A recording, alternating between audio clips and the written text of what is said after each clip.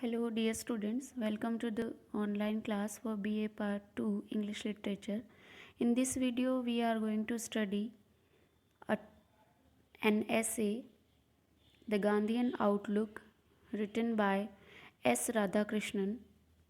As you all know, that S. Radhakrishnan means Sarvapalli Radhakrishnan was the first Vice President of India and the second President of India, and on his birth we celebrate Teachers' Day. S. Radhakrishnan was born on 5 September 1888 and died on 17th April 1975. He was an Indian philosopher, academic, and statesman who served as the first Vice President of India from 1952 to 1962 and the second President of India from 1962 to 1967. In this essay, The Gandhian Outlook, Mahatma Gandhi as the Gandhian Outlook, that Mahatma Gandhi was truly a religious man. Gandhiji was a great admirer of all religions, Hinduism, Buddhism, Christianity, Islam, and others. He realized them in practice, the theoretical implications of each religion from its beginning. So, in this essay, S. Radhakrishnan explains Gandhian viewpoint to the readers. He understood that Hinduism talk about abhaya, ahimsa, and fearlessness and love. Buddhism talk about wisdom, love, and compassion, prajna and karuna. Christianity talk about truth and freedom, and Muslims speak of one God and one family on the earth. So Gandhiji basically took out some key features from every religion. Gandhiji strongly felt that people have knowledge of their religions but not the deed which answers to their knowledge. The greatest contribution of Gandhiji is to make us understand the very essence of those religions and incarnate the great ideals of truth and love, which are very foundations of every religion to evolve. So, to the path of development of every religion, truth and love is fundamental points. Whenever Gandhiji intended to teach people, he takes up some line of conduct, examines and re examines it thoroughly with all fasting and praying, ransacked his brains until at last he was able to say, this is line of conduct on which to proceed. So Gandhiji never preached anything to anyone without practice. Before applying anything, he himself practiced every tactics, whether it is a field of political issues or whether it is a field of spiritual thoughts. He attended that stage through constant efforts and commitment. He therefore expected the highest standards of conduct from everyone who come into contact with him. Distinctions of race, nationality, and sect means religion have no room in Gandhian ethics. So, Gandhian ethics means Gandhian viewpoint is very far from distinction of race, nationality, and sect. Patriotism is not enough. A truly religious man doesn't restrict his commitment to any country or nation. His loyalty is to the whole of humanity. He acknowledges all great religions as embodying the truth and therefore worthy of deep reverence.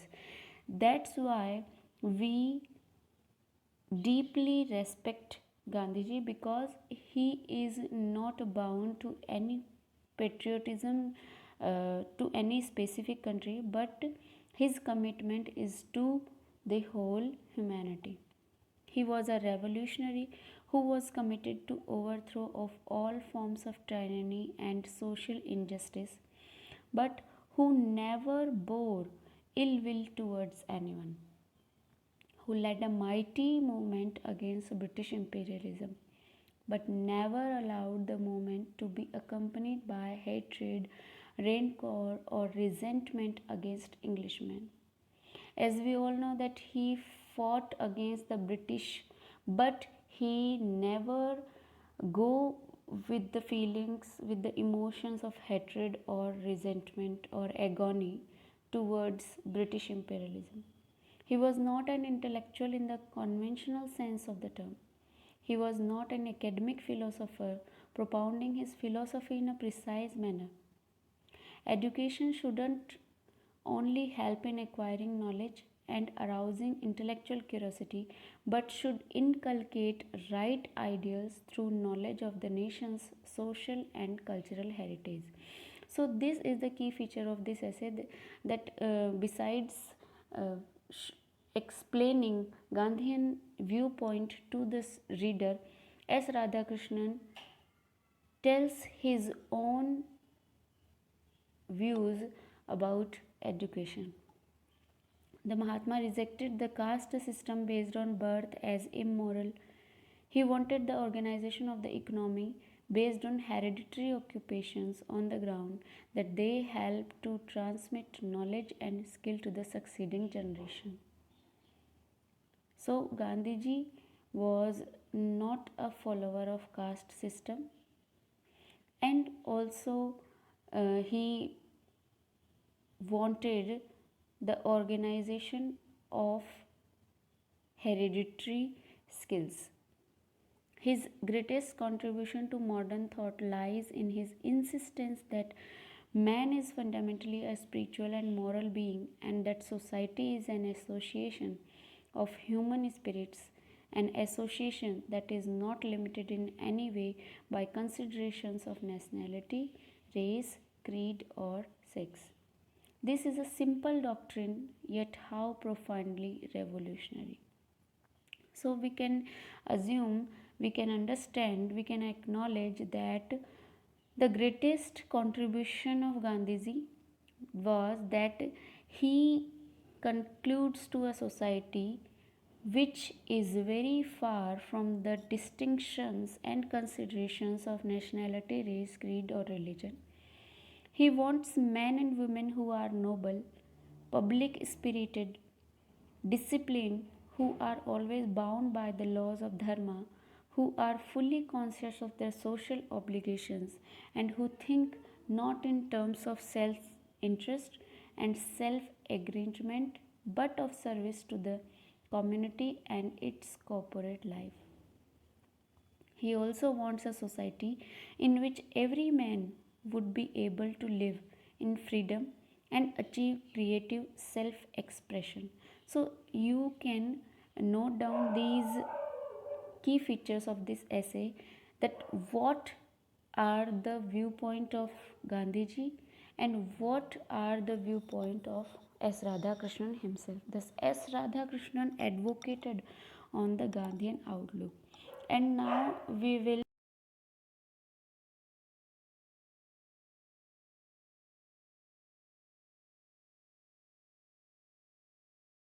this chapter, Gandhian outlook. The key points of this chapter is, according to S. Radhakrishnan, Mahatma Gandhi was essentially a very religious person, as he sought to adopt the good in every religion. Second point is, he saw the nexus of the essence and teachings of various religions. Thus, now you can see a diagram on your screen, that the various religion from which Gandhiji excerpts some key points, like Hinduism, Abhay, Ahimsa, fearlessness, love; Buddhism, wisdom, love, and compassion; Islam, one God and one family; and Christianity, truth and freedom. Gandhiji preached only what he was able to practice, teaching by example. Gandhiji did not approve of racial differences. The next point is love for all means Vasudhaiva Kutumbakam was a motto where love for humanity was not restricted by narrow demarcations of race, gender, nation, state, class, and caste. Gandhiji led a spirited revolution against British with the underlying philosophy of Nishkam Karma.